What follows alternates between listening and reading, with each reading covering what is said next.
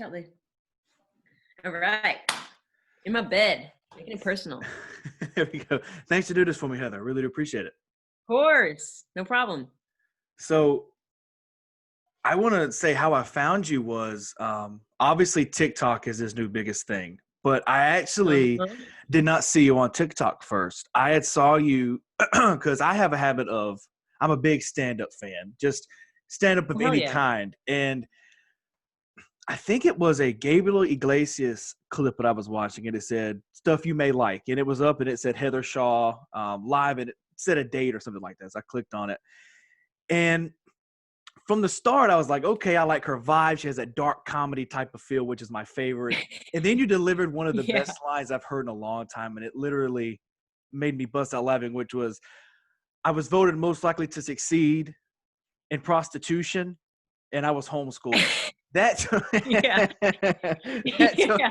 because it's always goes back, because the homeschool thing is like, is an old trick. Like, you know what I mean? Like an old stand-up trick. It's like, I was voted most likely to be the idiot, and I was homeschooled. So it's one of those things that prostitution was just like not the thing that would have come to my mind.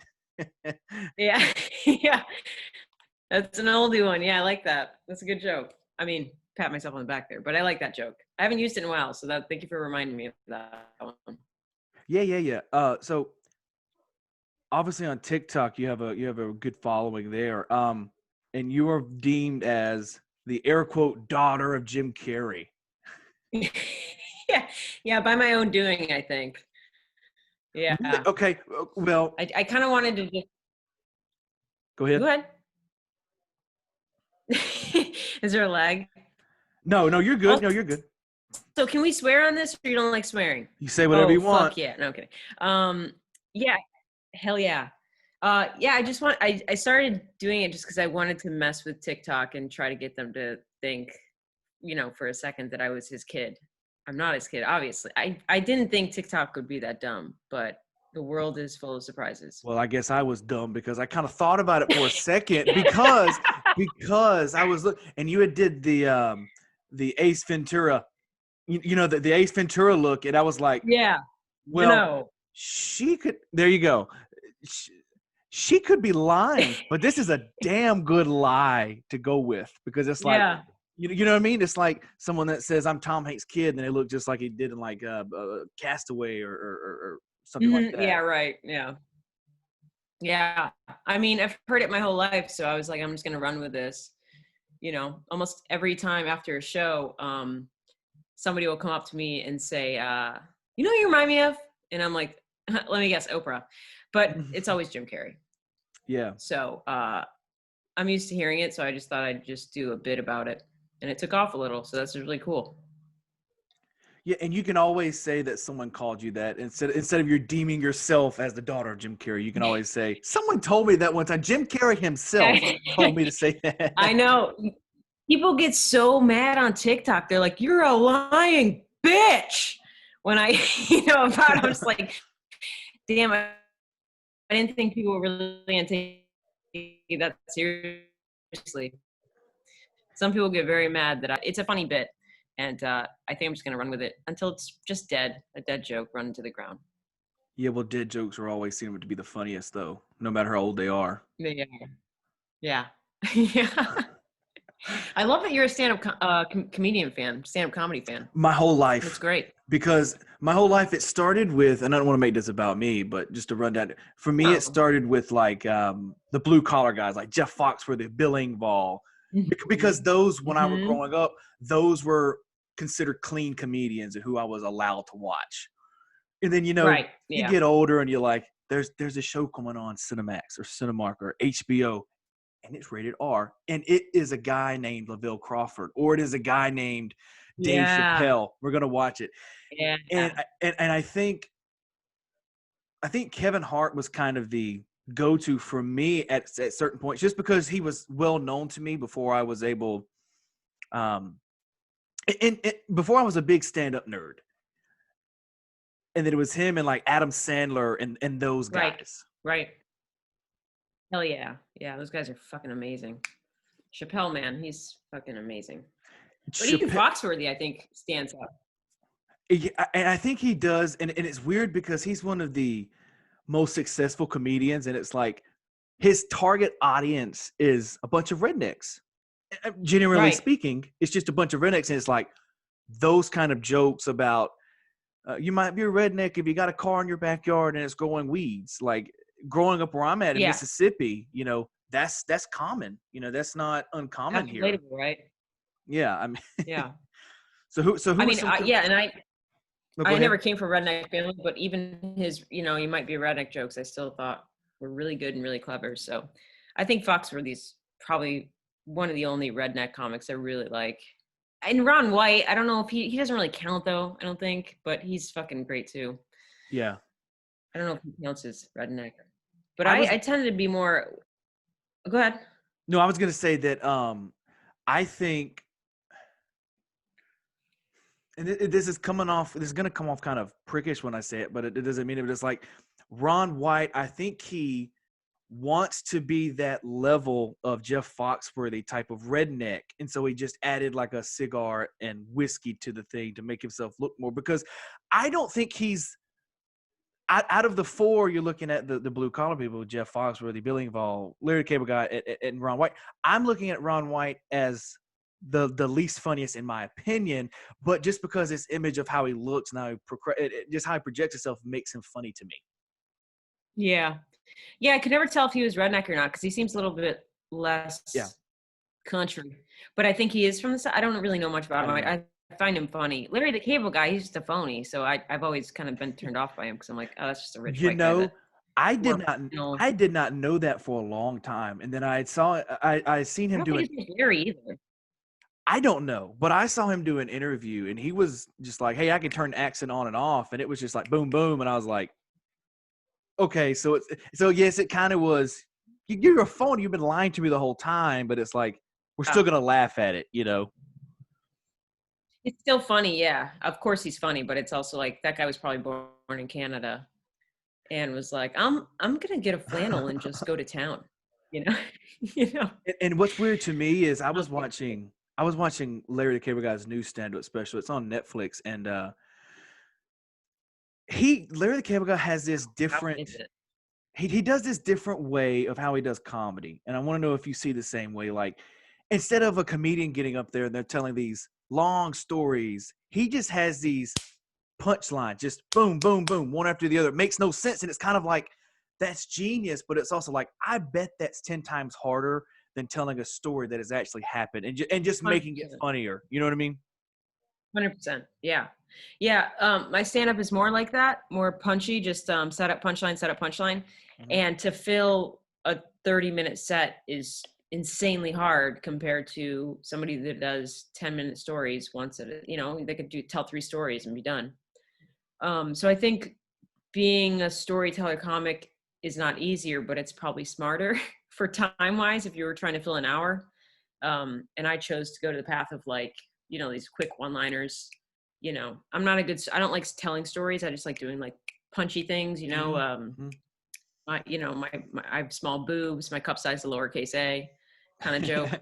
And it's just like, it's really hard to fill 30 minutes of that, Yeah. Yeah. So I admire storytellers and I'm jealous of them because they can fill time a lot easier.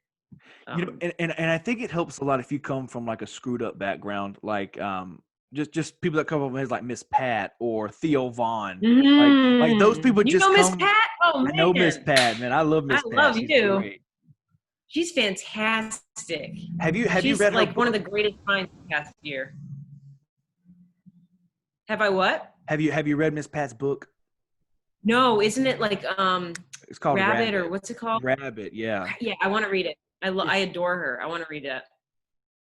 you know, and I think she's one of those comedians that got their start from Joe Rogan.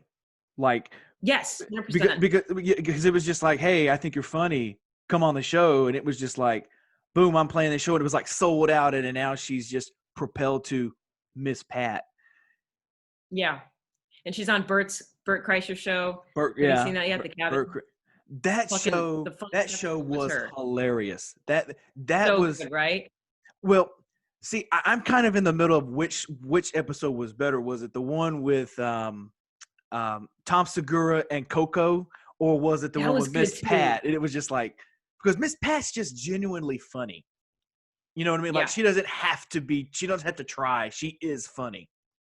Yeah, when they brought out that rain stick and she said it sounded like they were frying bacon, I just died. She's so fucking funny. I could listen to it 3 hours on Rogan. It was just like, she's so funny. Yeah, Yeah, and the and Nikki Glazer and Caitlyn Jenner episode was really good too. But I love Nikki Glazer, so I think that's just me being partial to her. you Then know, Tom Segura, Tom Segura just got mad injured. when was Did you hear this? about that? Mm-mm. I think he went to the hospital yesterday or 2 days ago. He had a freak basketball accident where like Mm-mm. he broke a lot of bones, Oh like in wow. his legs, and yeah, so he's fucked for a while.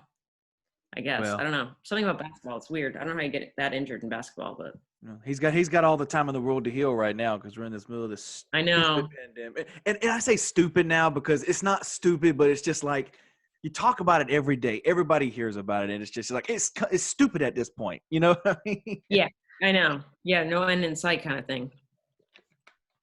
Yeah. But yeah, it sucks for him. I don't know. But But Miss Pat's great. and the thing what gets me, and I think growing up in the South for me in Mm-hmm. general, because I know you didn't grow up in the South, but it's like a lot of the African American, the way they were raised up, no matter where you're from, is kind of how it was raising up in the South. It's like, you're not black if you've never done this. And it's like, well, I'm actually white and I've Right. done that 10 times. It's just, and I think Right. we can, because she's been through a lot. Like just her story, she got pregnant at like 13 and Yeah. she's selling these drugs. And it's just like, So is her book like autobiographical? Is it yeah, just basically her life? it's her Okay, whole life. great. Yeah. Yeah. Great.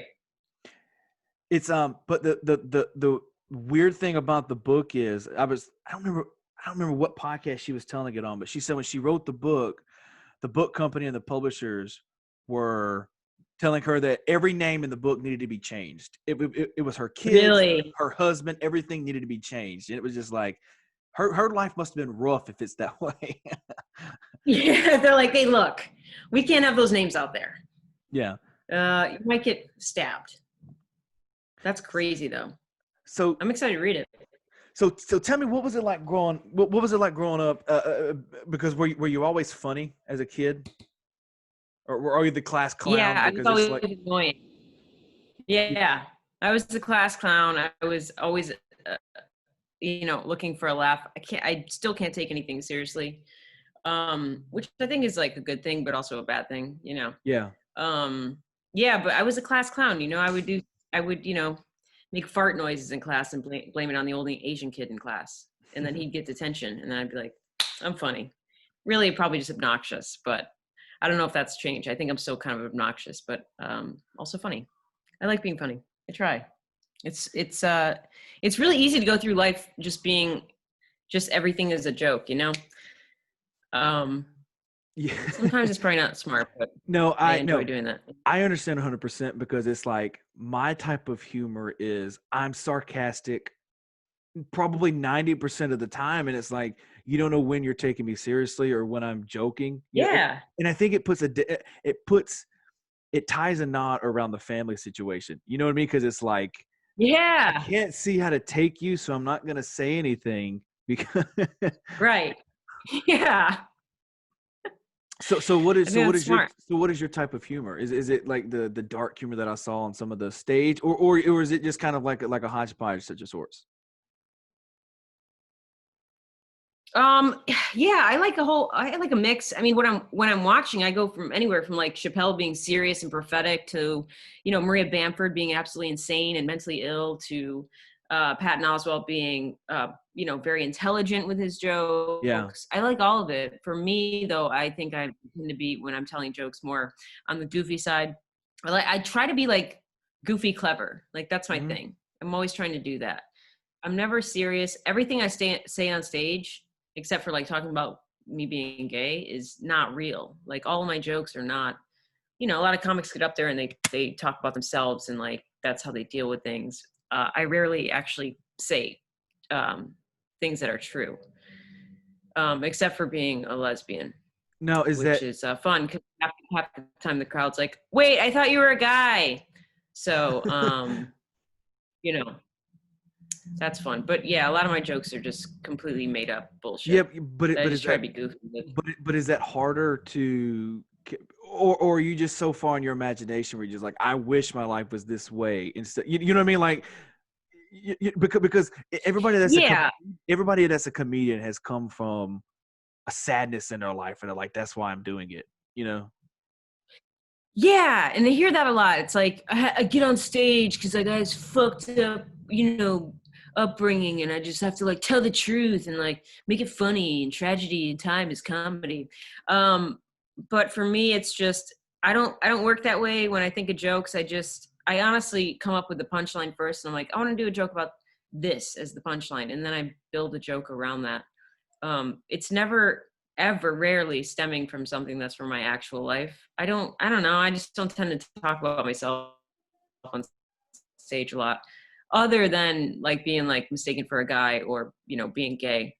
But yeah, like a lot of my jokes are just fake, weird things. I did in November, this whole month I got to do jokes about how I started No Shave November really early in July.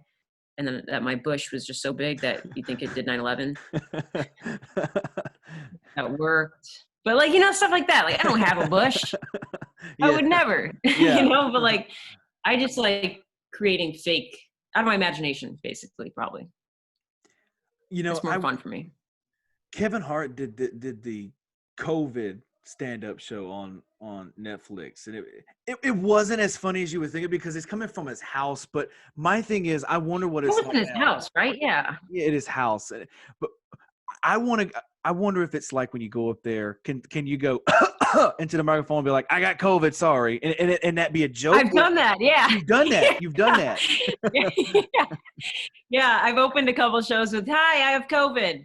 And it reminded me of like how Tig did when she did that Live Live special she did, where she came out right away and was like, I have cancer. I felt like a little hack doing the COVID line, but I've done it. And people generally laugh. They don't think you're telling the truth. And we're in Florida. They don't care, That's So, true. how is Mississippi with COVID? Do they care a little or no? I care. Let's put it that way. You care. I care. Do people wear masks everywhere or is it? Do you know what? The stupid governor here Who's just that? now, Tate Reeves, the stupid governor now Tate Reeves, baby. just remandated the mask. So what he did was he took we had a mandated mask order like 3 or 4 months ago. It was there for a month, and then he was like, I think we're all good. We're going to go away. And then just quit it completely. It was like, okay, you can have how many people you want to have. You can do whatever you want to do, going back to normal. And then it's like 3 months later, we're back in the same boat, and it's just as bad as it was, just like they predicted. They said it's going to get bad in the winter, probably 2 times worse than it was, in March when it first happened. And it's just like, Right. I don't know. I think it's and I mentioned this in an earlier podcast, but it's like I grew up in such a Republican household in such a Republican state that once I decided to dive away from that and vote Democrat, it was like hell on earth. It was like, well, why can't I go to Biden's side and still be the same me that I am? Why do I have to vote Trump because I'm in Mississippi? You don't have to. It's like the people that believe everything they were taught in school is 100% the truth. Right. Like the government doesn't have a say in what we can learn and what we can't learn. Come on now. Yeah. Come on now. I mean. Yeah, that's true. Yeah, so we're kind of the same. I mean, Florida might be a little bit more progressive. Okay, you're in Florida. Areas, but yeah, I'm in Orlando. Okay. Orlando's progressive, and then you have any college city in Florida is pretty progressive, and then beyond that, it's very conservative. So it's weird. But we certainly don't give a shit about COVID here, and masks are, optional. It's like tipping.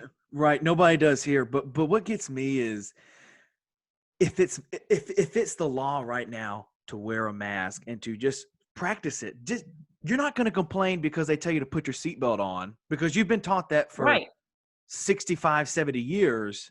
You know what I mean? You've been taught that your whole life. So if you're taught from this point, from 60 years now, to wear a mask, you're not going to forget it when you leave the house.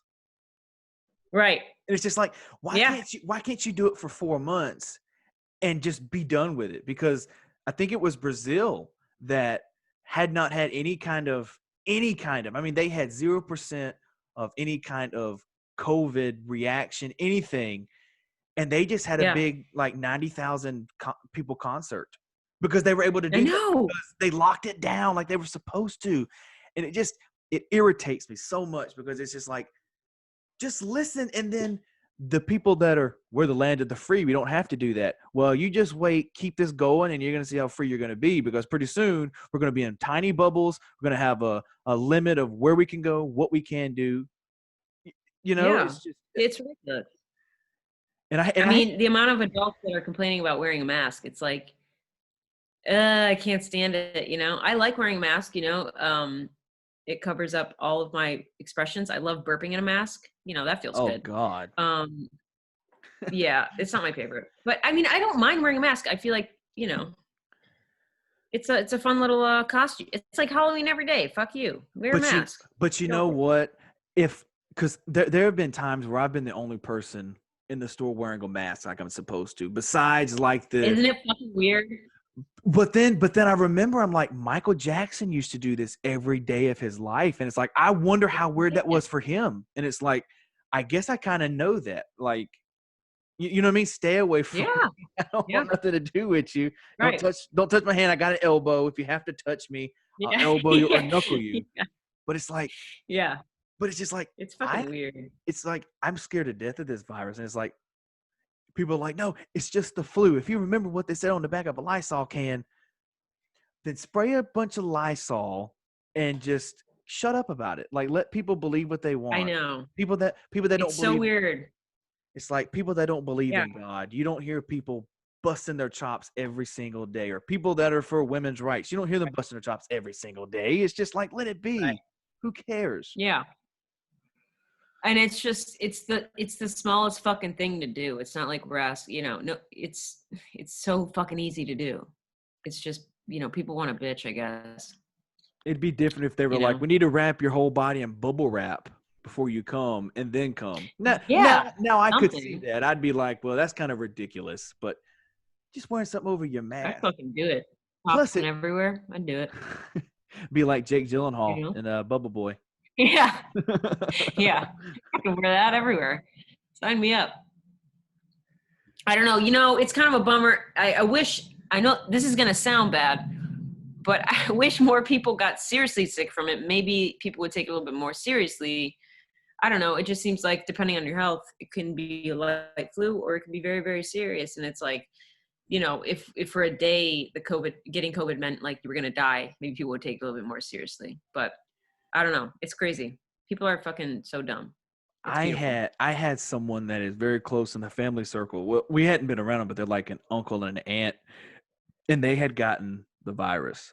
And I remember them coming to the football game. Probably they had been in quarantine for like 14 days, but they had still come out. And it's just like, if I had gotten the virus, there is no way I'm going to be out for at least a couple of months. Yeah. And then it's so dick. We have a mask, or he or she have a mask? Well, you have to wear one in the football stadium, but of course they are pro-Trump, so they decided to just enforcing that, huh? They decided to take it off.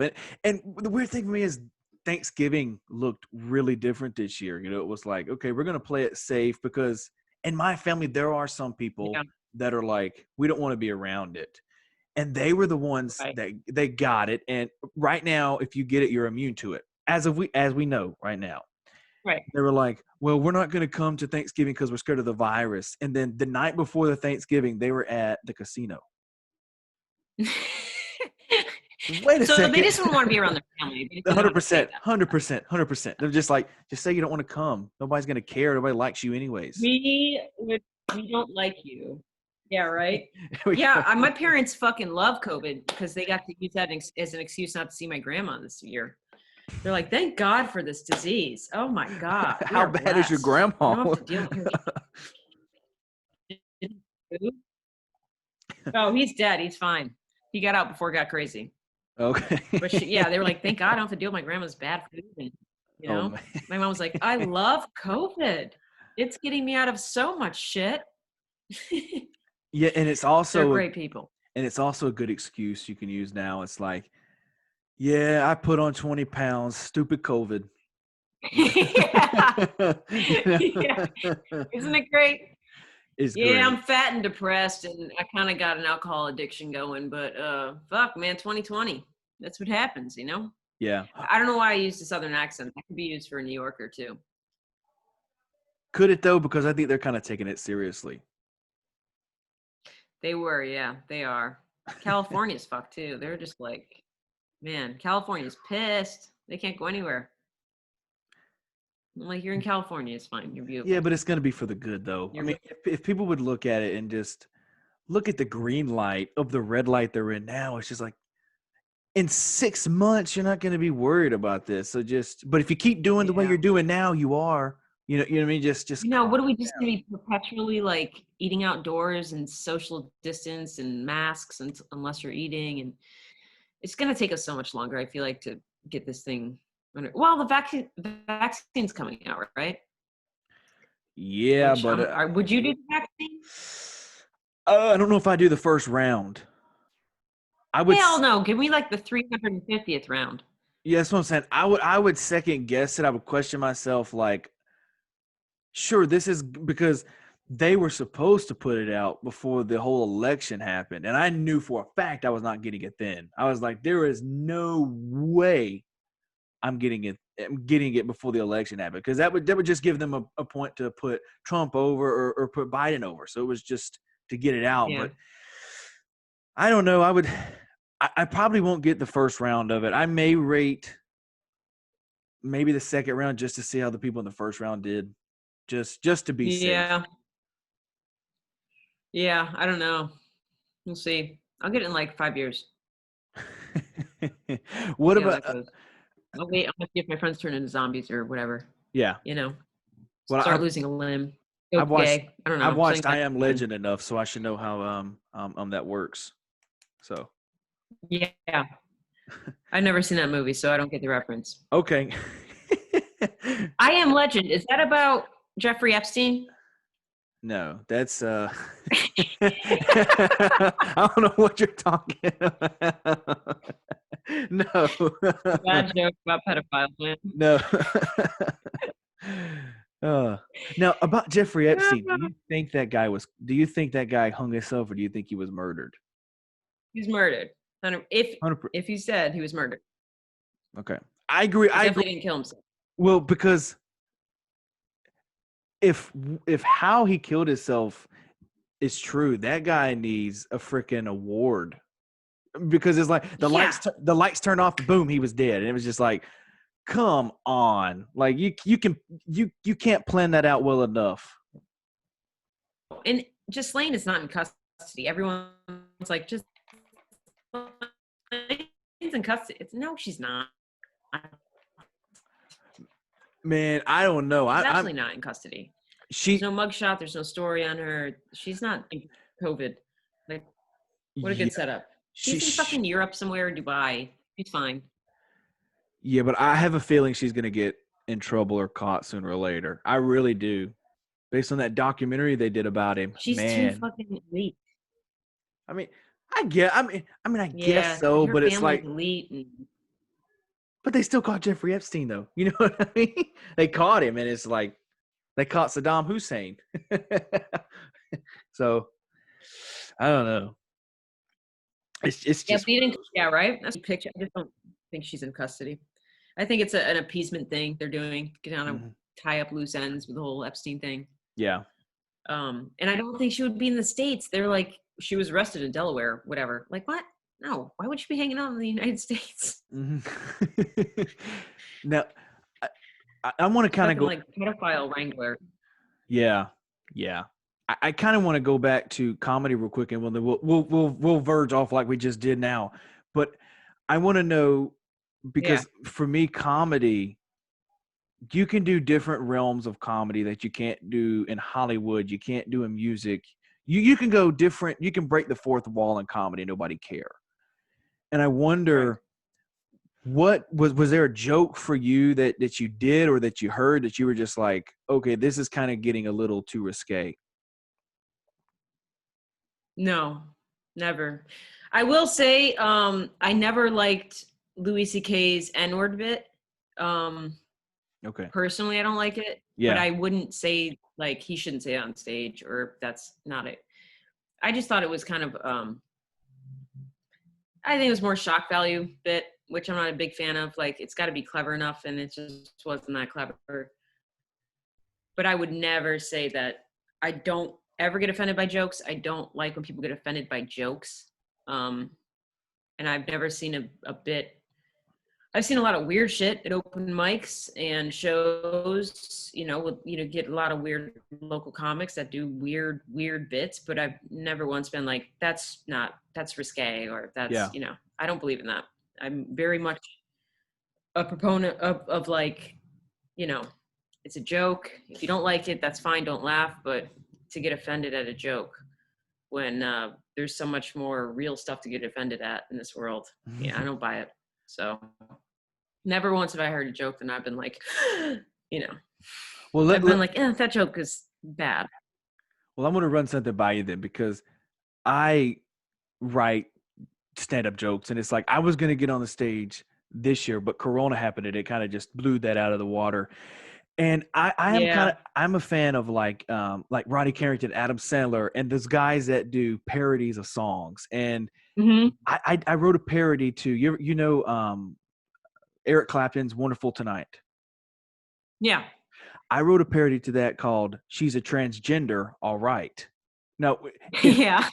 would you be offended if that was kind of the first song? Like, you know what I mean? Like, you come out with that and you're like, you see this boy, and I say, yeah, she's a transgender, all right. And it's just like, you know what I No, mean? It's I would like, find that offensive. how do you think that would go off? But I mean, I I know think, I know it depends on the crowd or where you're at, but it's like, how would you, to a well, I normal think if, crowd?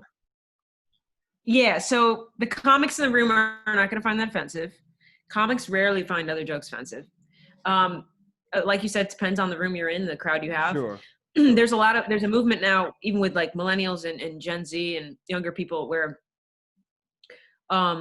they like to be offended. They like to, I don't know what it is. When they feel offended, they feel like they're better than you, and they're like this higher person for like, not, taking offense to whatever you're saying. So I think that crowd would be even more offended than older people.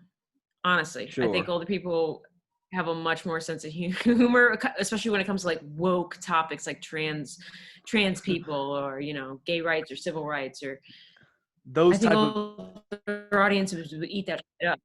Yeah, those type of people would But be your 23-year-olds and your 23 to 30-year-olds are going to go like, that was so disgusting. I yeah. have a trans friend, I think, somewhere on my Facebook friends list that I'm going to be offended for, you know? Yeah, and And it's never a trans person that would find that joke offensive, by the way. It's always a straight white motherfucker that chooses to be offended on behalf of that trans person. And that's the most annoying part, you know? and they're the ones that are going, "Oh my God, they made a gay joke in this show. We got to take it out." And it's like, no, you don't.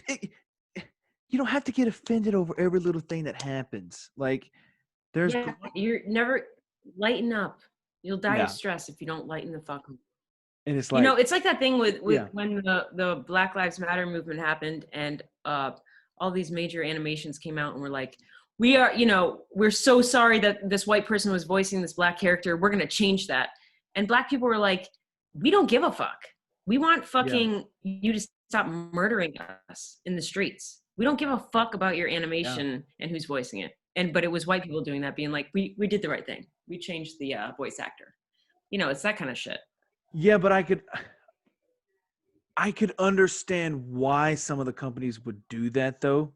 Like, because if you're looking at Marvel from a standpoint, there was not a lot of black superheroes. Black Panther, they brought, because in the Yeah. comic books, Black Panther was a white guy. Black Panther, and so was Nick Fury. Nick Fury was a white guy. No.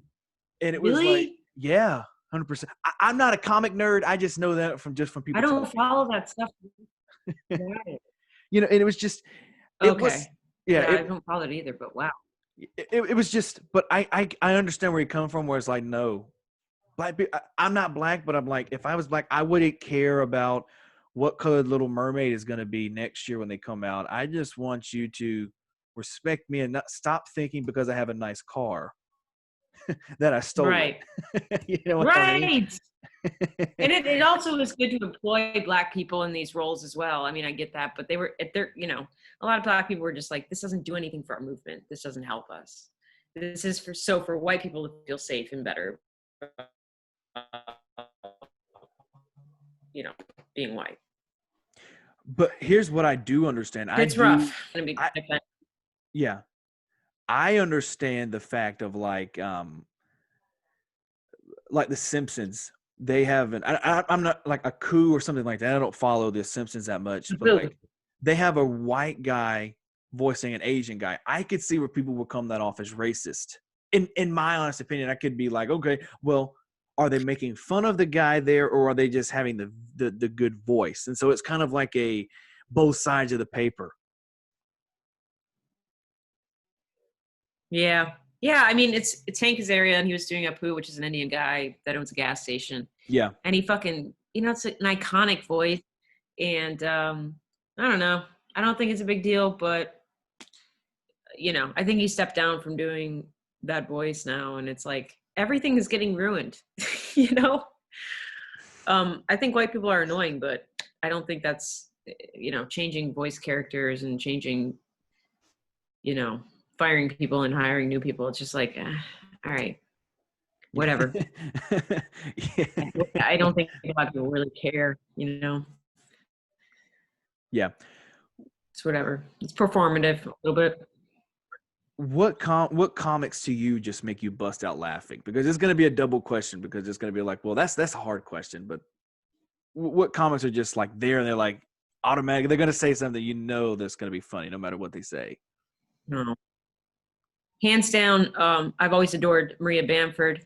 Zach Galifianakis, I think, is hilarious. Patton Oswalt, Beth Stelling is hilarious. Sarah Silverman, most of the time. God, there's so many. Bill Burr, are you kidding me? Tim Dillon. I mean, I think he's my favorite right now, Tim Dillon. He's just so fucking funny, so irreverent.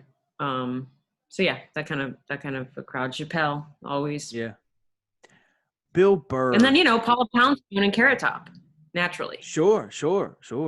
Yeah. but I just kidding. I don't. No, but Carrot Top was hilarious in his day when he was in his prime. You know, he was. He still is, I think. You know, he's just proppy, and you know, it's fine. He's got a good niche. Same with like Pauly Shore. I think he has his what he wants to do down, and nobody respects Pauly Shore for what Pauly Shore is. No, just my opinion. Yeah. I mean, his mom was a legendary Mitzi Shore. What's that? I said his mom was a legendary Mitzi Shore. Obviously, he knows comedy and knows how to do it. You know. Yeah, it's amazing. Yeah, he's supposed to come through and do some shows here, but I think he's notorious for canceling last minute. So, I don't know. Pretty notorious for that. But I think he's funny. I don't know. I've never seen him do stand up. You know, you mentioned Bill Burr. Bill Burr just has this, I don't know. It's like, I can look at the guy and laugh. Like, because for me, it's probably a long shot, but one of the greatest jokes or bits that Bill Burr ever did was, "You're telling me the hardest job in the world is to be a mother?" And it's like, forget the people going out there in the fires. You're missing a shoe. child took your slipper and your slipper's in the thing. That was to me was hilarious. Have you seen his Philly meltdown video? Oh my God, that's Dude, nuts. That is unreal. That is just, he is a legend. Unreal. He fucking roasted Philly for 15 minutes, 10, 15 minutes. No, I think he was counting down. He was counting up to 10 minutes because he knew he had 10 minutes left on stage. And every couple minutes he'd go, I'm at 4 minutes. Here we go. Rocky fucking sucks, you know? And just like, oh God, I love that video. So I watch it once a year to just feel something, to just feel alive.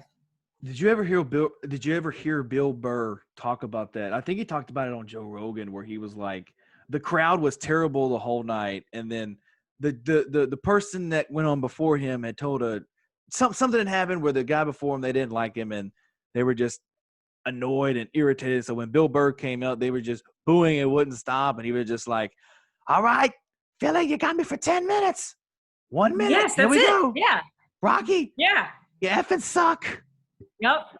I hate everything about Philly. The cheesesteaks are disgusting. Shit's on every sports team. Yeah. Oh God. Fucking Flyers fucking suck. Yeah. Your Eagles goddamn trash. Yeah, just fucking murdered. And he went from like the crowd booing and hating and they start eating it up. Yeah. It's just a masterclass in being able to riff on the spot and winning an audience over that hated you from the start. It's like the Apollo. And to me, that makes you one of the greatest of all time. No matter your age. 100%. No, it could have been Eric Andre or whoever coming up and just doing that. You're right now considered one of the greatest of all time because you turned that crowd around with no bits, no nothing. All off the dome. Amazing. Yep. He's a legend. He's absolutely one of the best comics, and he's been doing it for decades, and he's amazing. 100%. And is he just now been known for the past couple of years like Giant? Because I realized that he had a couple stand-ups like in the early 2000s, but I don't think, even with me discovering comedy when I was 14, I don't think I realized who he was until 3 or 4 years ago, honestly. Yeah, I think he'd been very well known within the, comedy scene. Right, he'd always been very successful. And then he got Breaking Bad. He got that small bit on Breaking Bad. And then he got his own animated show on YouTube. That's right. He was on Breaking Bad. A little. Yep. Same with one of the cronies, Same with Lavelle Crawford. Lavelle Crawford was in Breaking Bad. Lavelle, yeah. Lavelle, yeah. Amazing, yep. Now Lavelle's in with Adam Sandler, so it's like that guy's made now. It didn't matter. Yeah. Yeah, and then Bill, I think he got his own animated series, but also I think he's just I think he's one of those guys perfectly content just being a comic and just doing specials and doing shows, and he's a legend. If you're in tune with comedy, he's top 10, and he's been around forever, and he was like good friends with Patrice O'Neill, so he's just. He's like a legend. He's great. I wish more people knew about him though. Like top 5. Yeah, 100% top 5. Who are some of? Who are your top 5? Oh, okay. My top 5.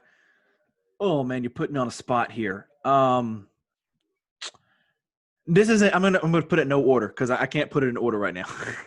So in no order, I'm gonna put Bert Kreischer in there right now. Hell yeah! Yep. I'm gonna put Bill Burr in there. Yep. I have to put Joe Rogan in there. I have to. Okay. Yep. I'm going to say Adam Sandler because he was my childhood. And then number 1 will always be, in my opinion, the greatest comedian of all time, Chris Farley. Yep. All right. Nice list. Solid. It may not be the greatest, but. No, it's a good list. It's really good. It's solid. So what would be your top five? Rogan, I think I respect more as a podcaster, but I'd have to say Maria Bamford, Tim Dillon. Okay. Patton Oswalt.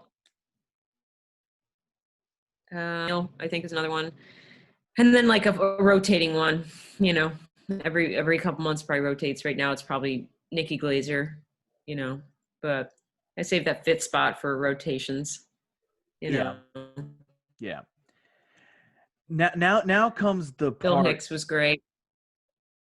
Now comes the part that you're probably not going to want to say, but if you don't want to, I'll go ahead and name some off. What are some that are funny to you, but they don't make you laugh? And when you finish the special, you're just like, that was hilarious. Do I even think they're hilarious though, or do I just go oh, that was funny, but I didn't laugh out loud, or do I just think they're not funny? That was funny, but not laugh out loud. So many. There's so many. Give me five. Honestly, the majority of specials I see, I go, good joke. That was funny. I didn't laugh. Okay. Kevin Hart's latest special. Joe Rogan doing stand up. Enjoy his podcast, but watching his stand up, I go. I agree. Crystalia. I agree with the Joe Rogan thing, because when I say he's the funniest, I think he's more funnier on the podcast, on the show, than because I will watch Joe Rogan's stand-up show and I would just go, huh. And then at the end, just be like, wow, that was funny, but it didn't make me belly laugh like Bert Kreischer does or Bill Burr does, Right. Yeah. So those guys, Crystalia, Elijah Schlesinger, I understand why she's funny, but I don't find her funny, or I'm not laughing out loud at her jokes, Also on my favorite list, Jessica Kirsan. If you don't know Jessica Kirsan, she's amazing. You check her out. And then another person that, there's literally 90% of comics and specials that I watch, I go, that's funny, but I don't laugh. Nanette, I don't know. A lot of people are going to hate me when I say this, and this guy is literally one of my stand-up comedy heroes, is David Spade. But I say that because I think stand-up can be different how you do it. Like, his books are hilarious. His movies are hilarious. But when he gets on stage, I think people are just looking for Joe Dirt, or they're looking for Dickie Roberts. And, he's funny. He's funny, but I think he's also one of those overrated comedians because he's not that. I don't know. I don't know. I'm gonna he's known so well that he just assumed funny. Right. Yeah. Like Kevin James, man, his last stand-up special was so bad. Oh my God! I felt so bad because The King of Queens is is my favorite show of all time, and it's like funny. Kevin James would get on there and he did like 30 minutes of bits, and then the last 25 minutes was him taking questions from fans in the audience. And I'm like, no, that's how you know. And it's a Netflix special, and it's like that's how you took questions for 20 minutes. Yes, and then but he made a jokes in between it, and it's like that's how you know. He's riffing. That's how you know it's bad. Like that's how you. So what happened was he had 30 minutes of material, and he's like, I have to make this an hour. Yeah. So that's what happened. Yep. He didn't have a full hour. That's wild. Wow. Well, I love his Small Stuff special, which came out years ago. It was hilarious. The one back in the 90s. That one was fantastic, and that one was only like half an hour. Yeah. But this one was. Yeah. It's like Rob Schneider. Yeah. Most of the Adam Sandler gang to me, besides Chris Rock and Adam Sandler, are only funny when they're in roles. Like Rob Schneider. Rob Schneider is not that funny of a comedian, in my opinion. He was fantastic in Saturday Night Live. But if you get him on a stage. Like 7 movies with the same premise where he's like, what if I'm this? And then I change into this. It's like The Animal, The Hot Chick. But those are funny. Tampon, those are funny. Everything he was doing was just like, those are funny. But like the premise got real old. Yeah. It's I mean, if he hit on something, I guess he was running with it. What can I say? I'm hitting on this Jim Carrey thing and just doing that. So I guess I understand. I guess you do whatever works, huh? Whatever sells. Yeah, it kind of works. Yeah, pretty much. Yeah, I'm waiting to see how long I can do this Jim Carrey thing before people are like, all right, we get it. I wonder, does Jim Carrey have like some type of trademark on Jim Carrey where it's like if he sees you're going the legitimate lost daughter of Jim Carrey, could he like do like legal? I think as a comedian for decades, I think A, he gets the joke, and B, I think as somebody who came up doing impressions, I think he'd be okay with it because it's obviously an impression. That's why I started to veer away from saying that I was his daughter because people were taking it way too seriously. So I just kind of am pulling back from that and kind of going like, okay, this is just me looking like Jim Carrey. Like, I'm not trying to really say I'm his daughter. It was a joke. And I think TikTok kind of took that too seriously. I was kind of along with the joke because obviously I knew you weren't his daughter just because I know he has one kid. I know what she looks like. You know what I mean? I know. Yeah, I thought I didn't know that, and she's people are freaking out. Oh my God, like she's blonde. Yeah, like, come on now. Like him, really. No, but I remember. Well, at least the impression-wise, he doesn't. Sure, I was along with your joke. It was obvious. I was along with your joke as you were the lost daughter of Jim Carrey. So I was like, "Hey, mom, guess what I got on the podcast?" Or "Hey, Frank, guess what I got on the podcast?" They're like, "Who?" And they go, "The daughter of Jim Carrey." Wow, she's doing her own comedy thing, and I'm like, "Yeah." And they said, "How do you know she's Jim Carrey's daughter?" And I said, "Well, she says it." And they go, "Well, that doesn't mean anything." Then I showed the video of you doing the face. I go, "Oh my God, you got Jim Carrey's daughter on." And then it was kind of like, it's a joke, not really. Come on now. Oh, I'm so glad he picked up on it. Yeah. You're one of the good ones.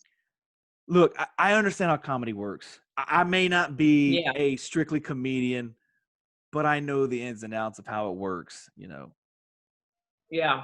I thought it was obvious, but there are a lot of, dumb people in the world. DAs. I think I was being very serious. Because if I want to find my father, I think going on TikTok is the best way, right? Or was it Tinder?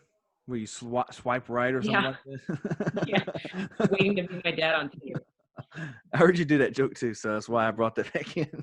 Oh yeah, that's an old one too. And you were looking at an old video, huh? Yeah, because I was just trying to do some research before, but I was like, what's the best research for a comedian? Then listen to their bits and try to get inside their head of what type of, humor they have. That's great. Yeah, that's great. Hell yeah. I'm glad you looked into it a little. That's good. A lot of people, I'll go on their podcast and be like, so what do you do? You work at Wendy's? What's your deal? Yeah. So that's nice. No, I'm a stripper at the Triple X Hotel over there in Las Vegas. Yeah, get it right. When I take my shirt off, it looks like I have two backs. That's a small boob joke again. I mean, if you want to go with that, it's like I take my clothes off, they'll pay me to put it back on. I'm so white, It's like, hey, come on now.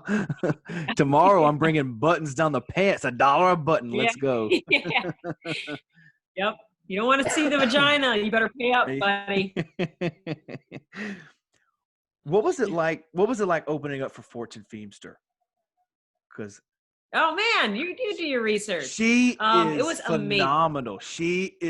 She was one of those that I didn't know who she was, and then she released a Netflix special, and I was like, who? And I know that sounds bad for me to say. To be a comedy nerd, but it's like I didn't know who she was, and I was like, I think she just did Rogan. Let me go listen to the Rogan episode, and let me watch her special.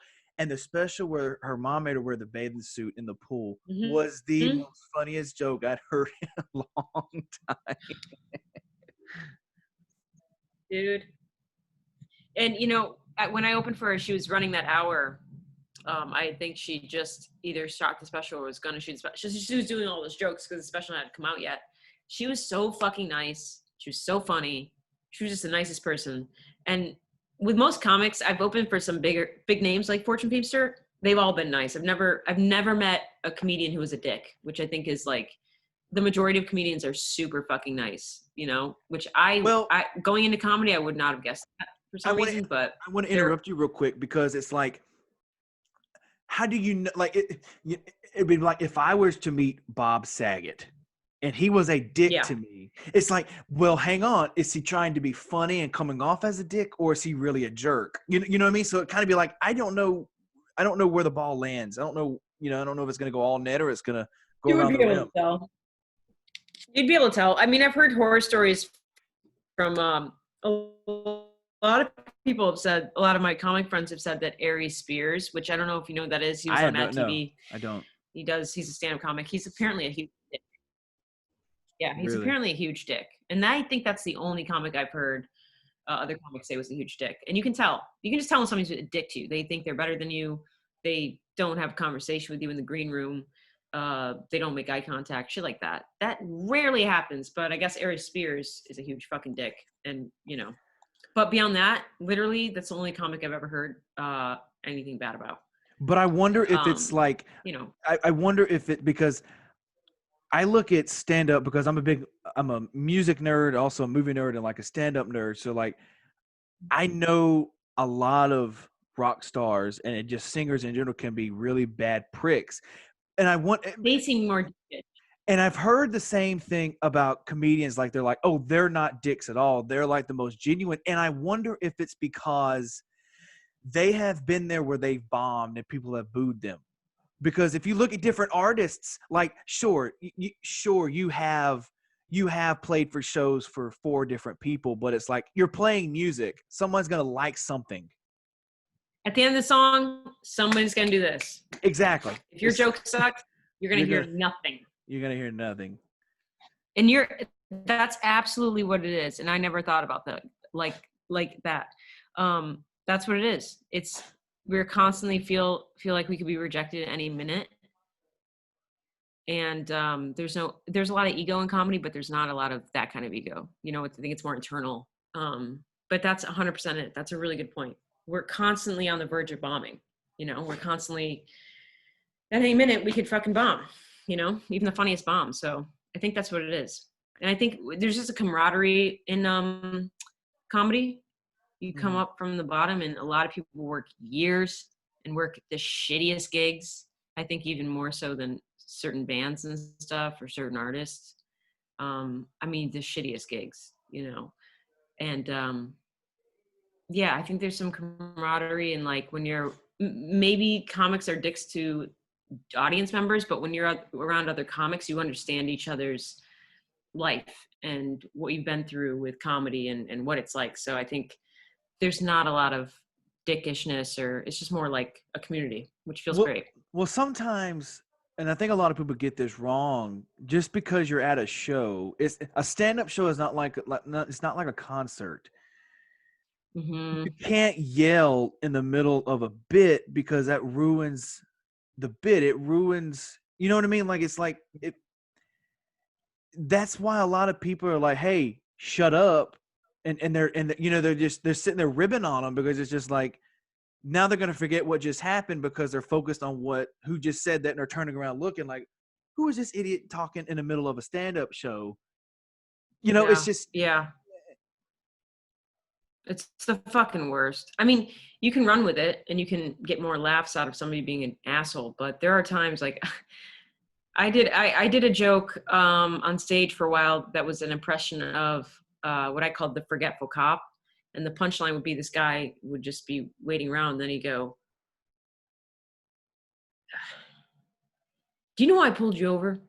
And that was the bit. And I remember that I did that setup of like, here's a forgetful cop, and some drunk guy yelled out the punchline before I was even done. And I was like, never telling that joke again, because if that drunk asshole figured it out, it just ruined everything. But there is this, like, when you add alcohol and just a crowd that's like, we're at a comedy show, we can do whatever, you do get those people that are just the absolute worst kind of audience member.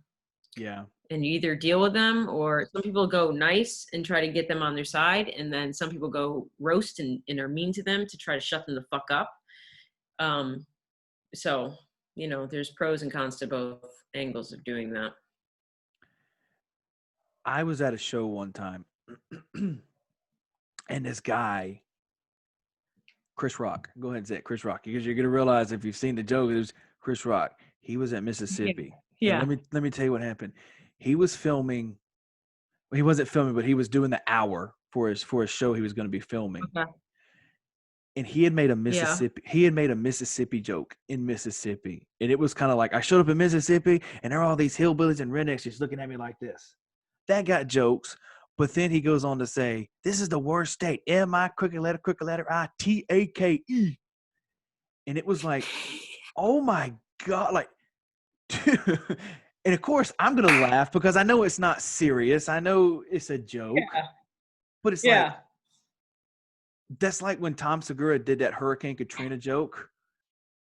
Like New Orleans or something like that. You're like, oh, that's not something you do there, pal. But yeah, that's brave though, huh? Yeah, it's brave and stupid. I don't know. It's nuts. What is what is Eric Andre like in person? Because he seems like he's just one of those guys that's all over the place. Super cool, very weird. You know, expected that. Kind of kept himself. We hung out before he went or before the show started, so we would both be behind the stage. And we were at like a bar venue, so it was a, you know, like 300 capacity bar, but it was a big venue. And, you know, we were behind the stage and the floor was really fucking gross because I don't think it'd ever been cleaned. It's just spilled drinks and shit.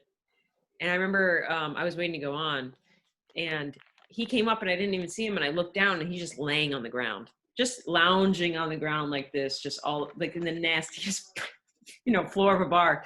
But he was super nice. And the first night that I hosted, I did like 4 shows for him. The first night when I was introducing him and I was passing him on stage to give him the mic, he whispered like a tag, which is like an add-on to a joke in my ear. So he suggested a tag to one of my jokes while we were passing, you know, on stage. And I just thought that was really nice of him to even hear my jokes and listen to them and come up with an idea.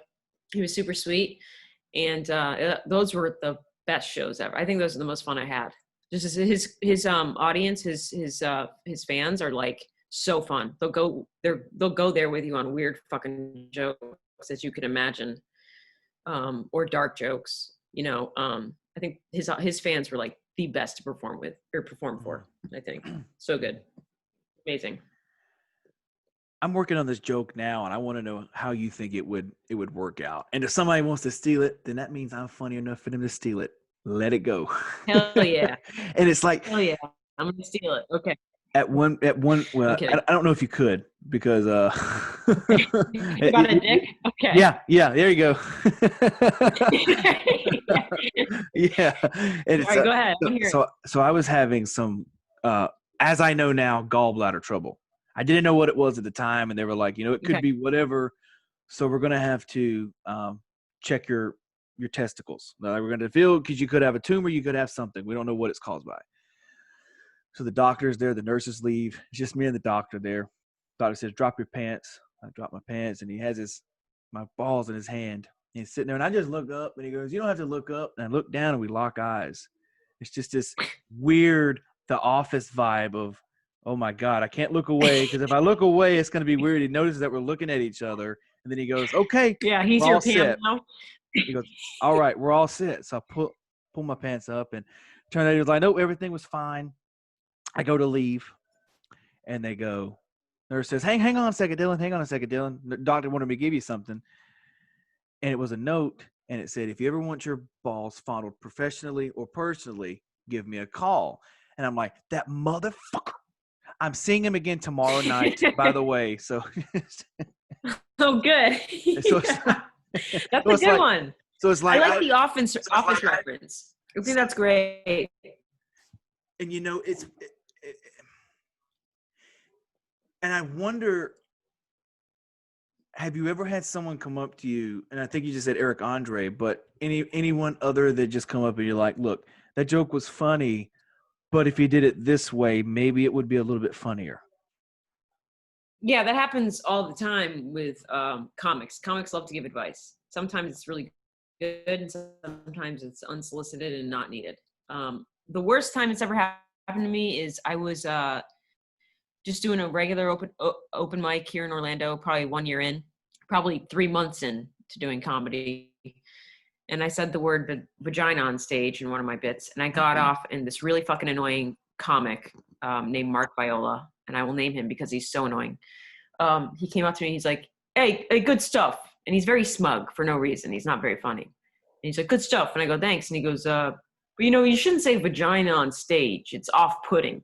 And I was like, okay, what should I say instead? And he goes, you should say something fun like cooter. And from then on, I was never a fan of that guy. And you get unsolicited advice like that a lot.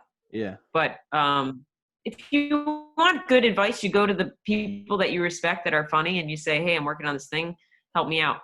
I hate when comics do that to me because I don't like writing jokes with comics. So, and I don't know. I sometimes will ask friends about jokes, but yeah, you do get a lot of unsolicited advice from like local comics. But to get it from Eric Andre, it's like, fuck it. That's amazing, you know? Like, I'm not complaining about that. Did you use his advice though? No, it was a bad tag. Okay, I got you. It was Yeah. It was, so the joke was, I said something like, I'm so dumb. I used to think that TV show Touched by an Angel was a show about a molestation in the Hispanic community. So that was a joke. And I think his tag was just like, you should say that the angels have AIDS. And I was like, okay, Eric, I don't know what you're smoking, but I don't know what that means, but okay. Maybe he was high. I don't know. His set was really fun, though. It was fun to watch him do shit. And I think he would like premiered an episode of his show every night at the shows, which is really exciting for the crowd and me. Do you film your shows like I know like not professionally, but like do you ever just take your phone on there and hit the voice recorder and just let it rip and just to go back and listen? I don't. I'm bad with that. I should. A lot of comics do that to listen back to their set to make notes and like I shouldn't have done that. I should have added this word. I don't do it because I don't want to listen to my set, and it's probably hindering me. But I don't. Yeah, but don't you have to listen to your set? Like, don't you? Yeah, that's what I'm saying. Don't you have to listen to it to understand where the good joke is, or maybe you should switch this one over to the beginning instead of being at the end. You know what I mean? It's yeah, it's smart. I don't do it. I never remember to record my set. I don't think it's very smart. I think I should start doing that. But in 5 years, I haven't done it. I haven't. And then some friends will record my set. I've never asked a friend to record my set, but sometimes at shows they'll have like, somebody set up to record the whole night, so they'll send you the clip. I find that more helpful.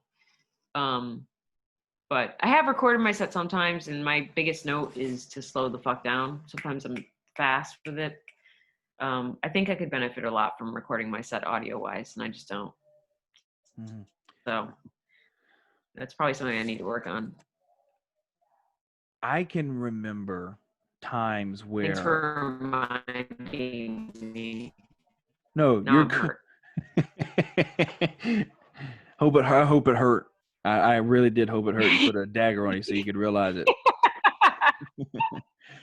Yeah. I remember when I thought you could take somebody else's stand-up and make it your own.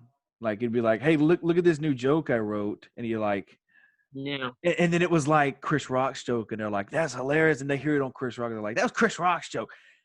And then, but that was when I was 12 maybe, and it was just like, it was funny to everybody else, so why isn't it funny? And then now you realize you're like, oh, I get it. That's, it's like, that's why Chris Rock wants, when you go in, you put your phone in a lockbox because you're not allowed to record it at all. Yeah. Because it's like, it's not like music where you hear the joke once, which I don't agree with this terminology, but apparently if you hear a joke more than once, it's not funny anymore. I don't agree because I can hear the Eddie Murphy mom making a homemade hamburger, eating on white bread every day. Yeah. I can hear it every day and still laugh. And it's like, but yeah, when was it for you where you were like, okay, I see kind of how my crowd is? Like, when was it where you kind of you kind of voted your crowd on your own assessment. You were like, okay, this is what they want. They don't want this. What point of your career was it? I think I've always been good at reading the audience. I would say probably by a year or two in, I was able to read the audience. But I've always been kind of keen on the audience, especially if I'm watching other people's set beforehand to see what they're laughing at, how they react to certain jokes. So now I can go in, and if I watch one person's set and look around the audience, then I just know what's going to land and what's not. You know, certain jokes that I'm like, I love this joke, but it's going to be too fucking weird or clever for Daytona Beach. Do you know what I mean? Like they want to hear me talk about, you know, being gay. And they don't want to hear me talk about the Smiths. You know, they're not going to know who the Smiths are as a band. It gets a lot easier as you go on to like walk into a crowd. The comedy club crowds are really easy. You don't even have to read them because you know that generally they're not super comedy fans. They're people that wanted something to do on a Friday or Saturday night. Right. And, you know, the husband is there to get the wife drunk so he can get a blowjob later.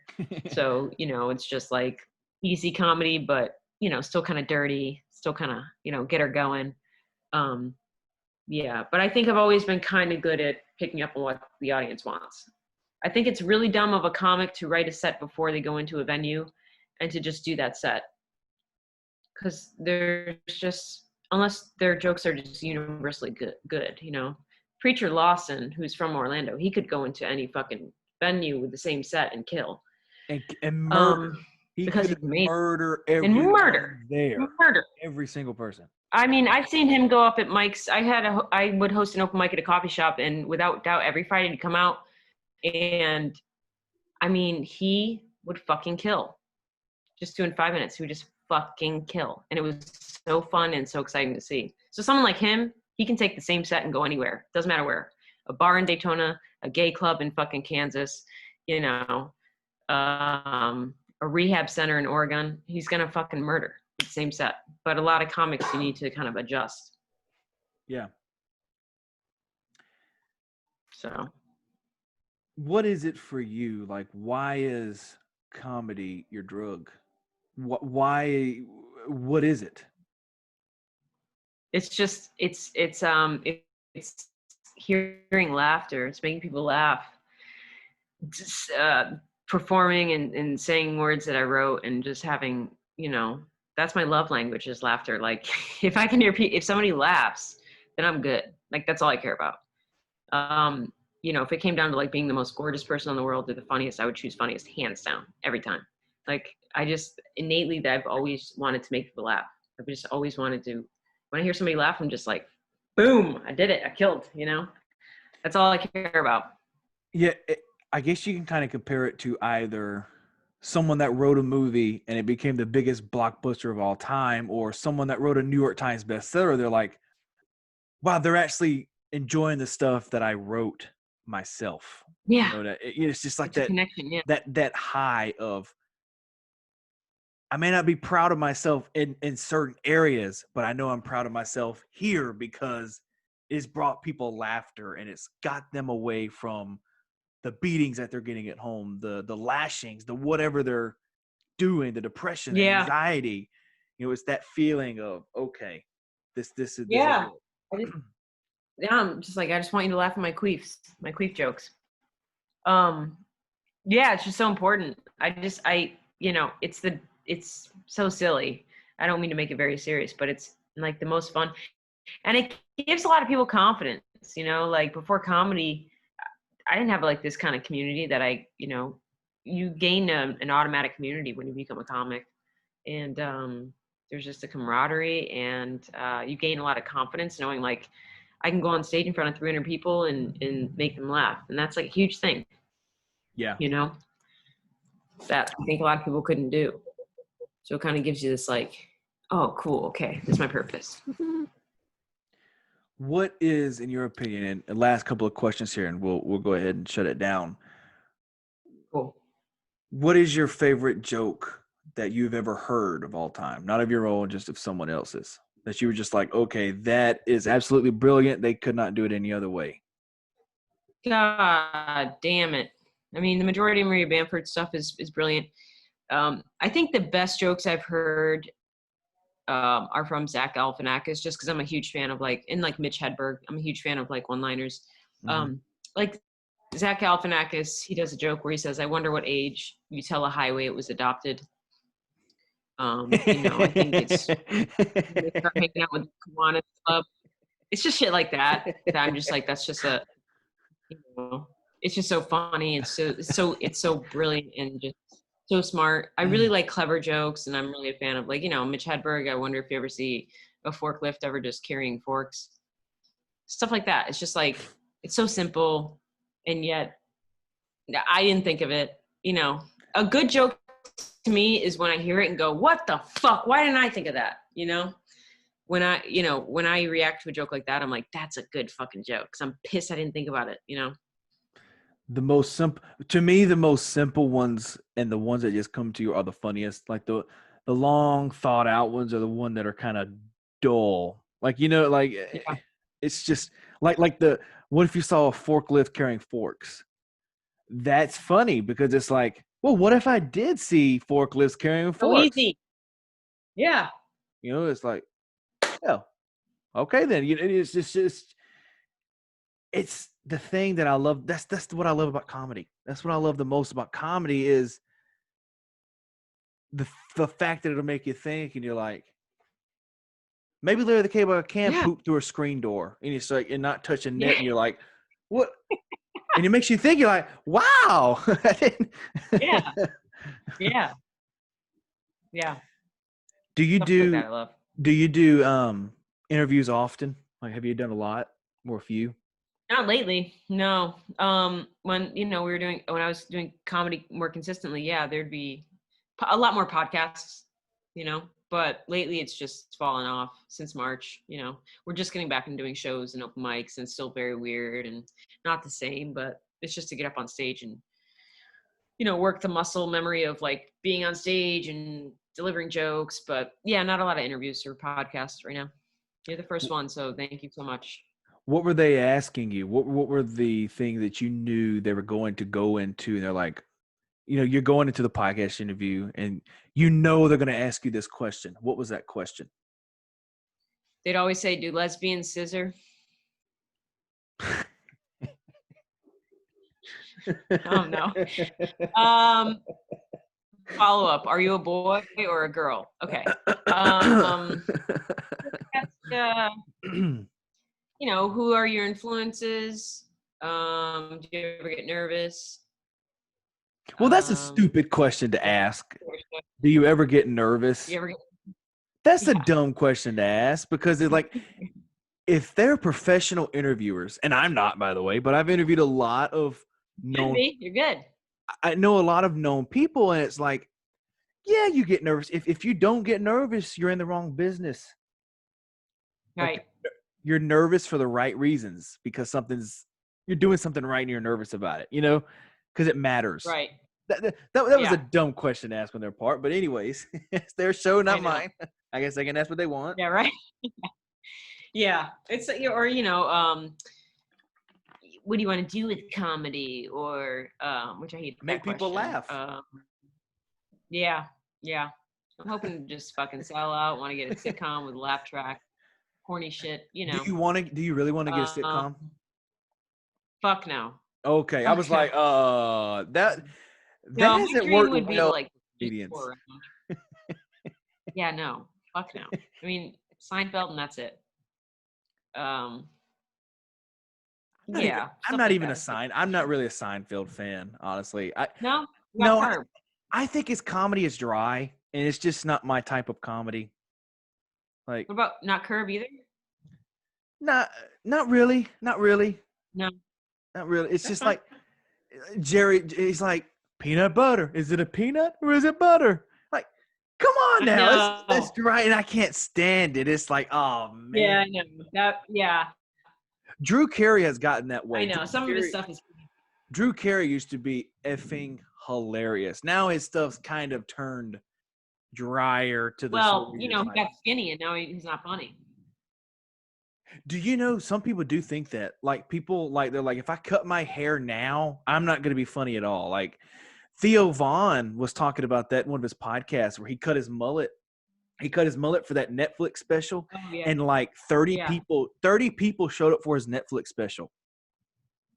And they had to add in Really? they had to Really? add in laughs and claps. And I'm like, and he's like, the mullet man was gone. I was like, I don't know if I believe in Gee, that type of stuff. that might just be psychological. Yeah. No, you think? I think the only time a comedian gets less funny is when they get so famous that they become detached a little because they're just so famous and rich now that they're just not in real world anymore. It's a very Kevin Hart, Kathy Griffin. The only person who's managed to like never deal with that seems like Chappelle, Louis C.K. But a lot of comics just they just lose their funniness because they're just so detached from reality. They're just in their own fucking rich world where they're not experiencing day-to-day life as you usually would have, you know? I would also throw in that mix that remained funny. I think Kevin Hart remains funny. Sure, his last stand-up show was not great, but Yeah, it wasn't good. Chappelle's last show wasn't great in my opinion. I thought the previous two were way better than the newer one that he just released. Yeah. But I would add Kevin Hart in there. I would add Steve Martin. Steve Martin still is funny. Steve Martin and Martin Short. Yeah. Yep. Yeah, I would add Judd Yeah. Apatow. I haven't heard Judd Apatow in a while, but I figured he would be as funny as he was before. But who knows? Howie Mandel. Mm. Howie Mandel left for a long time and then came back with that Showtime special and effing killed it. Yeah, that's true. So. But when you're going into Yeah. these interviews, what is one question that you never get or one topic that you never get that you're just like, wow, I wish somebody would ask me about this because that's what's on my mind today or that's what's interests me?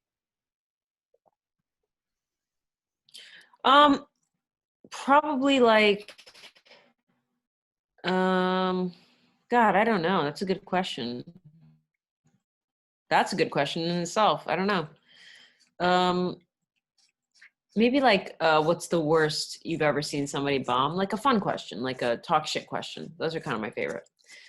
Who's a comic that the craziest open micer you've seen? Something like that, you know? Because those have good stories, I think, and people don't think about that. Have you ever seen someone bomb so bad that it was just like, I don't know if they can come back from it?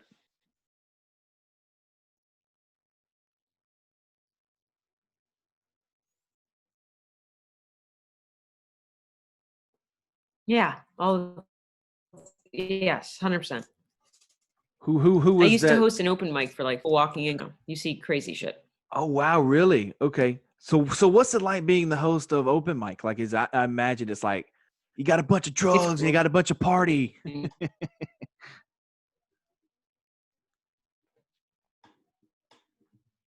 Oh, that was good. But they allowed people to bring alcohol to the outside and just drink it. So the comics would drink. But hosting an open mic at like a bar that served alcohol would fucking suck because you're just getting drunk assholes that like showed up to hang out and then they have 5 beers and they go, I could do this.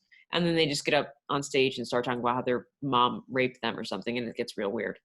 But the coffee shop one I hosted, the weirdest shit that would happen is like in Orlando, the college is UCF. And so you'd get like theater kids from UCF coming by and being like, I'm a performer. And they would just get on stage and do the weirdest fucking shit that wasn't funny. They'd get on the floor, they'd roll around. There's no punchline. And you give them 5 minutes, right? That's the rule. Like you get 5 minutes. So for 5 minutes, they're rolling on the ground like a pure asshole being, you know, performance artist kid because their parents didn't give them enough attention, and you just have to like roll with it and then come up after them and be like, all right, Eric, everybody. Eric's parents are embarrassed by him, you know? So it's a lot of weird shit like that. Mentally ill, and a lot of weird shit. I find like when Adam Sandler, in my opinion, one of the greatest lines he ever did in a movie was The Water Boy, where he brought the girl home to meet his mom, and she's like, you know, he pees the bed. Mama, no, there's a geese Yeah. over there. And he goes, excuse me, ladies, I'm going to go hang myself. I find that type of dark Yeah. comedy like that funny. So I don't know who does it. Yeah. It's It's like, good. ugh. I mean, it can be good. You can do dark shit. You just have to make it funny. You can't just go up there and talk about, you know, how you have a lot of uncles that you've lost your virginity to and not have a joke about it. You got to Yeah, make it funny, you or else we can't just go. feel bad for you. Yeah, it's like you can't go. I was hit in the head with a rock when I was 6 years old, and then I was raped.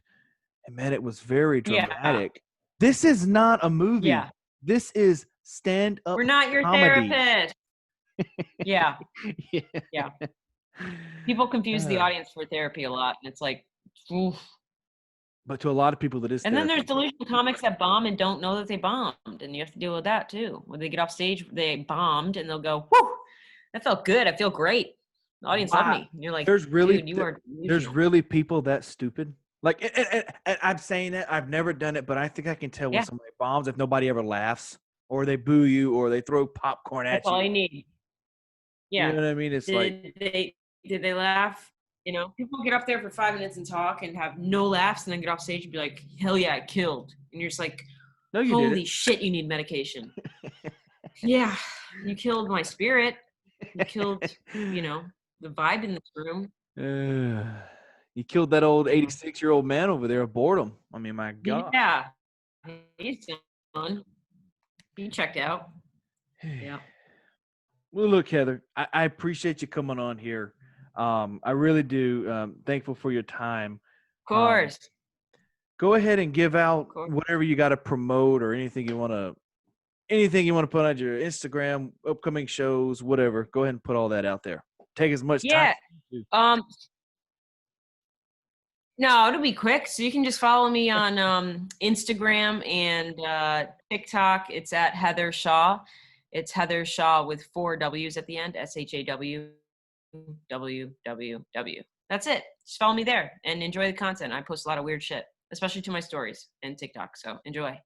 all of that will be at the bottom of the description box below. Look, Heather, I really do appreciate it. I really do. It was an honor having you, and it was a quick 90 minutes for me. I enjoyed it.